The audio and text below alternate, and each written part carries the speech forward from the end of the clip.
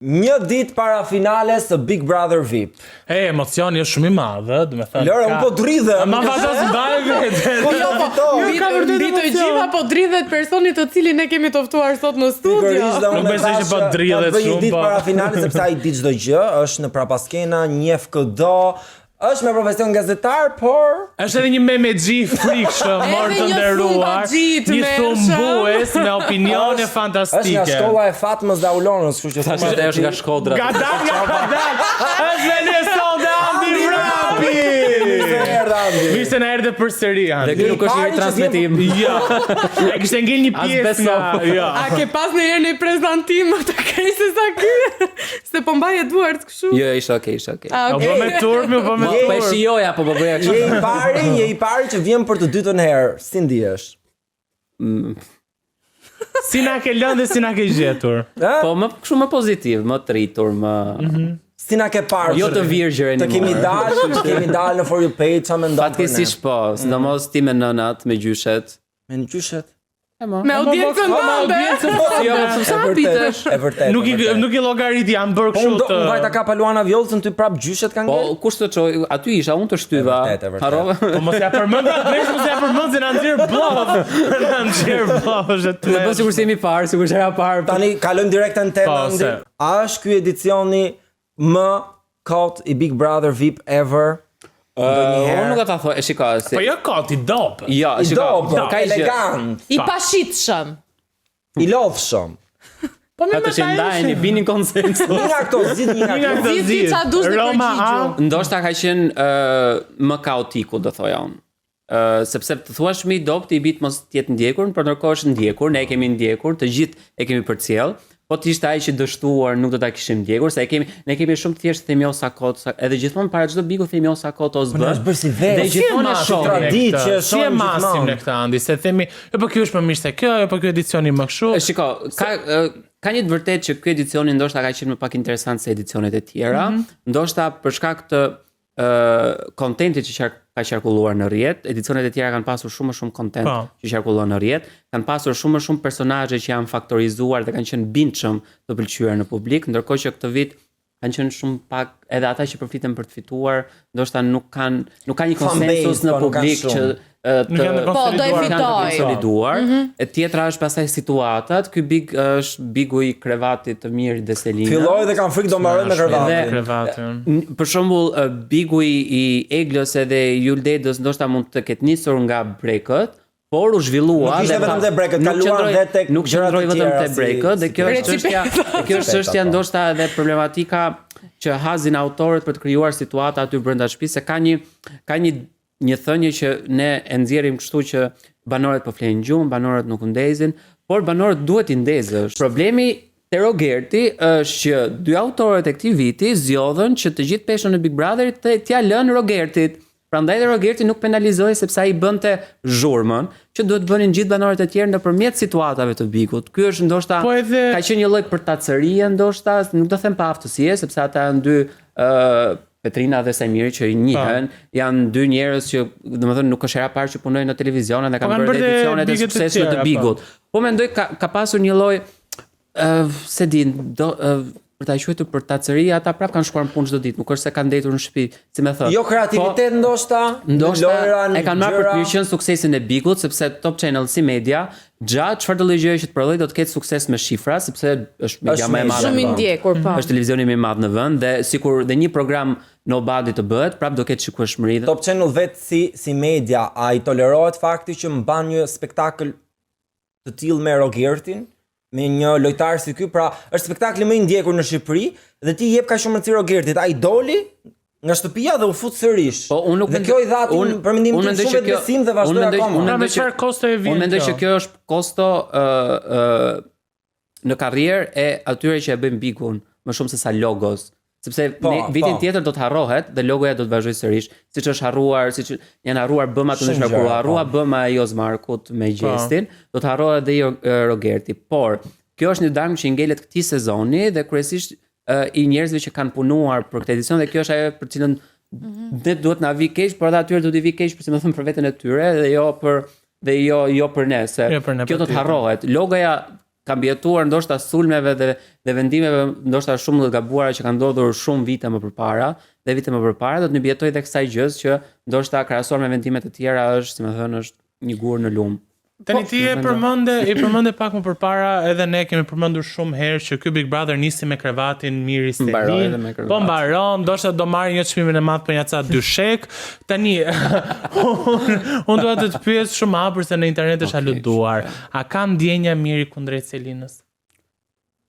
Sipas kupidit tënd. Po. Sipas matësit tënd. A keti një kupid? Si mendon ti Plago? Kam ndjenja ke një nuhatje ti, gazetaria dhe televizioni. Shiko, unë mendoj që ka një lloj afeksioni të Mirit ndaj pse u trembe ti. U tremba se është apart u egzaltua. Më fal, po është e dukshme. Marrëdhënia e Mirit me gruan e tij ka qenë e ditur që ka qenë një marrëdhënie në distancë, një martesë në distancë. Domethënë më shumë kanë qenë afër tani në Big Brother se kanë qenë në jetën reale. Pra po thua që është një marrëdhënie e ftohur, marrëdhënia e Mirit me bashkëshorten? Se nuk e di si janë ata me njëri tjetrin bashkë, mund të jenë shumë të ngrohur kur takohen. Por fakti që janë në distancë dhe asnjëri nuk merr vendimin për tu afruar, dhe unë kam këtu vetëm me çiftin e Mirit dhe gruas vet, po me këtë çift që pranon të ketë një martesë gati 10 vjeçare në distancë, ka një gjë që s'shkon. Ti kur martohesh me dikë, martohesh për ta pasafër, jo për ta pasur më lart. Ndoshta mund të kenë bërë ndonjë marrëveshje Miri me bashkëshortë, me tipin që shikon sot. Unë vazhdoj të vazhdoj. Martesë të hapur po thonë. Jo, nuk do të them për martesë të hapur. Unë po flas për martesën në përgjithësi të tyre, që është bërë objekt bisede. Intime. Po është bërë, po unë po flas më së shumti për raportin që ai ka me Selinën dhe marr parasysh dhe faktin që ka një bashkëshorte. Që mund të ketë bërë pakt me bashkëshorten, ka thënë që shiko, unë do futem atje, ndoshta do luaj, për të bërë lojën me një vajzë. Jo, do mund të ketë ndodhur. Të do ta dim kur të dalin këta të shtunën. Po e themi domethënë po e hedhim si tezë. Por që mendoj që është e dukshme dhe gjua e trupit, sado loj ta kesh, është e pamundur që vajzës shkosh ti marrësh herë te flokët. Edhe të qash si të qau mirë më. Mund ta quajmë që gjithsesi mund të themi me siguri që të dy kanë përfituar nga kjo situatë. Sigurisht, që kanë shku deri finale nga krevati. A jam personalisht dakord me lojën e Selinës? Jo, sepse unë mendoj që Selina ka qenë mjaftueshëm me aftë sa të bënte një lojë tjetër përveç krevatit, edhe ta niste pa krevatin dhe pa ju futur Mirit në krevat. Po. Domethënë, ka ish kapacitet. Unë nuk do ta kisha zgjedhur kurrë që të bënte lojën e krevatit, sidomos në një shoqëri shqiptare ku vajzat dhe pa bërë gjë gjykosen, lëre më që të bëjnë diçka për hir të lojës, që do ngelet dam gjithë jetën, dhe dukshëm dam ka është, përsa ko Rogerti i jep gojës gjithkohës, bla bla bla bla bla, do të vazhdoj dhe jashtë ta bëjë të njëjtën gjë. Kështu që unë s'jam fare dakord me këtë. Por pastaj gjërat tjera që kanë ndodhur aty brenda janë shkak pastaj. Andi, jemi në 4 finale tashmë dhe secili nga mund ta quajmë treshë se unë se konsideroj Rogertin finalist, konsideroj Brikena. A mendon? Okej, meqense po thua treshja, Mateo për shembull çuditërisht ka shumë fansa jashtë. A mendon që fansa do të përkthehet kjo mbështetje e fansave dhe në vota apo nuk vjet Mateo fitues? Ne kemi një rast që kemi parë që këtë vit, që kemi rastin e Big Brother Kosovës, Eliona ka pasur shumë fansa, ndoshta edhe më agresiv, edhe më të dukshëm dhe të dallueshëm në rrjet se Londrimi, por fatkeqësisht nuk ju përkthyen në vota dhe ai që fitoi ishte Londrimi. Kush e fiton sipas teje? Në sondazhet në rrjetet sociale në çdo faqe fiton Mateo. Në sondazhe fitonte Eliona, po me vota fitoi Londrimi. Edhe cila ishte pyetja? Kush e fiton sipas teje pra Big Brotherin? Unë mendoj që e meriton që nga dita e parë, duke marrë parasysh të gjithë lojën, dinamikat, sulmet që janë bërë, gjërat që i kanë ndodhur dhe i është dashur të duroj, unë mendoj që e meriton Selim Bollati. Por unë do të isha i kënaqur dhe nëse e fiton Mateo, sepse mbështetja që ai ka në rrjet është mjaftueshme e justifikueshme për të pasur trofeun e fituesit. Kush do jetë dyshja e fundit sipas teje? Unë mendoj që do jetë, si po flas unë mendoj. Si po flas të gjithë pafo. Bëm shumë serioz. Çfarë pasioni vlet ky djalë, është. O zot, e di unë çhesh në Instagram me tani njerëz, prandaj do të jem shumë serioz. Unë mendoj që dyshja e fundit duhet të jetë Mateo Selim, po mendoj që ka për të përfunduar Miri Selim. Ndërkohë Rogerti ikën i pari thua? O Rogerti do të kishte duruar me kohë. Unë prandaj thash as nuk se okay, është përveç se është një keqje domosdoshme. Ekziston votuar nga call centera. Po kështu për call centera thon të gjitha, po. 10.000 vota ku ta di. Kush do harxonte lek për të paguar call centera që të qëndrojë Rogerti? Ta afërmit e Rogertit. Pafund. Sponsori për shembull, sponsori generali Top Channel? Unë këtë nuk e di, kjo është prapë teori konspirative. Po, kështu thonë, me thënë që një tani ku ka zë s'është tani po gjë. Fatosi dhe Kostiani si gazetar profesionist duhet kishin bërë kërkimet e tyre dhe të na vinin këto me fakte. Atëherë nuk jemi gazetar. Ç'a jeti? Diva. Presim me ditën e radhës nga ajo faqe që ka Fatosi. Që menaxhon vet Fatosi. Jo, shiko, ka diçka. Do të flasim për faqe që menaxhojnë vetë nga artistat. Cilat janë për shembull? Se di, kalojmë në temën. Po ti mos bjerë në batakun e ti, se ai aty do. Se batak jam? Jo, në batakun e ti, thash, në Kurth more batak, batak është llum. Po pra, në atë çfarë? Në llumin tim. Po jo në llumin tënd, more, jo. Plako. Jo, se nuk ja thash me të keq. Andi, ta thash me të keq. Andi ka nisur ferma VIP dhe bashkë me nisjen e fermës VIP ka nisur dhe bifet mes Ledionit dhe Arbanos. Si dhe pritosh kjo marrëdhënie. Ka prajmin e fundit, jam mësuar unë tha me gjarpërin. Po. Na thuaj pak tani. Kështu pak mirë. Kobra është mësuar me gjarpëri. Ua, ti sa po quajtë Arbana Osmani një gjarpër? Dhe kush është Kobra? King Cobra, jo dhe gjarpër normal. Arbana Osmani është kobër. Tani të gjithë në top e thon. Po në teaser. Si ka mundësi, për zotin, si ka mundësi. Të gjithë në top e thon. Tani e thon në kuptimin e mirë apo në kuptimin e keq se Kobra dhe kuptimi keq i mirë. Jo, po në fund të ditës mbetet gjarpër. Nisë tani flasim me fakte, çfarë ka bërë Arbana? I ka marrë në njërit programin. Unë jam gazetar, unë jam diva, nuk flas me fakte. Mos më kopjo, mos më kopjo. Ata i seriozisht. Çfarë ka bërë Arbana? Është reputacion. Njerëzit që kanë ikur kur kanë konkuruar me Arbanën, Big Brother njishi që supozohet ta merrte Luana Vjollca e mori pa pritur Arbana Osmani. Pra ishte premtuar Luanës Big Brotheri dhe Po. Okej. Dhe më duket, thashë themet thuhen që Arbana ka shkuar në zyrat e drejtuesve dhe e ka marr Bigun. Pra qen ka e vërtet. Kështu që është e vërtet, Arbana e ka marr Big Brotherin Luanës. Por thuhet që M'fal se si e dini ti. Po një sekond. Mirë. Jo në dim gjë. Ben Blushi tha, kur erdha unë tha thuaj do e bënte Ledionit dhe atëherë doli një promo me zërin e Ledionit. Pastaj e mori Bana. Si dolën zërat kur gjithkohës ka qenë drejtor Ben Blushi, kush e vendoste? Jo, Ben Blushi ka thënë që në intervista ishte mes teje dhe Ledionit. Emri Luanës nuk ishte përmendur kur. Po kush i vendoste dy emrat në tavolinë? Po patjetër që drejtori Ben Blushi. Dhe është bërimi besueshëm i vërtetës?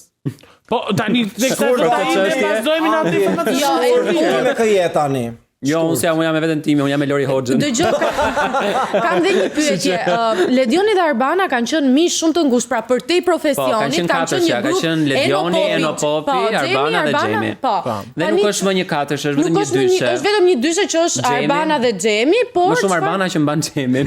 Por çfarë ka ndodhur mes Ledionit dhe Arbanës? Se di, unë kam përshtypjen është gjithmonë Xhemi. Pra, gjithmonë Arbana ime për fat. Misia mund të kriset, po themi, po nuk përfundon në ironi dhe në kunja gjatë gjithë kohës dhe mediatike. Ka ndodhur. Zoti madh, unë nuk era për fol për këtë, zoti marketing. Na vjen me kobra dhe me gjarpri. Për profesionalizëm apo ka ndodhur gjëra personale? Nuk e di për gjëra personale, se unë nuk jam brenda rrethit tyre shoqëror apo familjar që të di çka ka ndodhur personalisht, po vetëm nga çështjet profesionale kuptohet që Big Brother ka qenë krisja e marrëdhënies së tyre. Marrja e Big Brotherit nga Ledioni, Big Brotherit fillestar. Tetës, kur ishte shtatzëm, Arbana. Po prit more. Prit që kanë që aty kanë nisur, si më thëm, pakën ai sjerat e para. Jo luftë, pakën ai simor direkt lufta. Nuk nis lufta direkt. Okej, ha. Por me Big Brother VIP-in pastaj, me ardhin e Ben Blushit në Top Channel, Arbana mori si më thën superfuqinë aty brenda.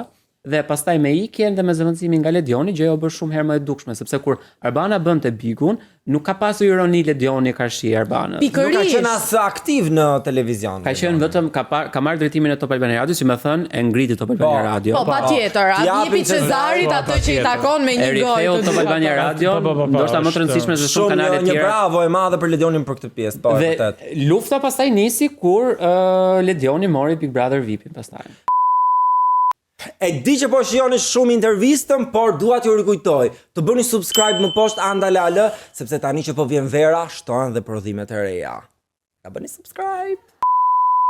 Tani Andi Zhvillon Muse X-in, që është një super festival, zhvillohet në 3 net, në 17 3 ditë 3 net. 3 ditë 3 net. Është Expo Festival. Natë ditë. Ditë natë ditë. S'ka pushim. 17, 18, 19. Tani ku çarore, ku mund të gjem bileta, si Sa që vishemi ka ndonjë dress code? Po. Ti hajde pa veshur. Hajde ndarë. Ose 3 metronela. Jo, ti hajde te Keishi që kemi DJ nga Tokyo. E kemi në underground. Pun kam unë me Tokion. Jo, ti ke muzikë, ti punë muzikë techno. Tani kush do të jenë artistët edhe ku do të zhvillohet? Music zhvillohet këtë vit ndryshe nga vjet që ishin ndeshjesh Italia, zhvillohet tek Piramida, në qendër Tiranës, nis në orën 10 të mëngjesit deri në orën 6 pasdites. Natën e parë është nata e muzikës elektronike, e cila deri në orën 12 zhvillohet tek Piramida, pastaj kalohet tek -1. Kemi Ben Clock, është një nga DJ-t më të njohur të muzikës elektronike, i nominuar për çmimet Grammy, edhe Keishin e Fatosit. DJ nga Tokyo, që luan muzikë techno dhe është një nga më të njohurit në botë që do të luajnë në underground tek -1. Natën e dytë pastaj kam përshtypjen nata juaj e preferuar. Këtu do të nata e muzikës. Këtu do tërbohet Fatosi. Do ta luaj Fatosi. Çfarë do të shohim natën e dytë? Unë thash do ta luaj ti dashkë me larg direkt. Po kështu nisa e luan pastaj e larg. Okej, mos kalojmë në detaja. Okej. Cilët janë artistët? Është MC Kresha dhe Lyrical Sun, Ronela Ajati, Sardi Strugaj dhe 3 artistë të rinj të cilët do të bëjnë warm-upin. Dhe natën e tretë pastaj që kam përshtypjen është nata e të gjithëve preferuar, që është nata e muzikës rock and roll, që kemi Elita 5, Vedata Demin, Eugen Bushpepën dhe 2 grupe underground rocku. Me zi po presin të arbojnë. Ku mund të gjejmë biletat gjithë ata që Biletat së bashku me mund të ne? gjeni fizikisht në qendrën Dritë Roz dhe të gjitha online tek faqja e Muzex.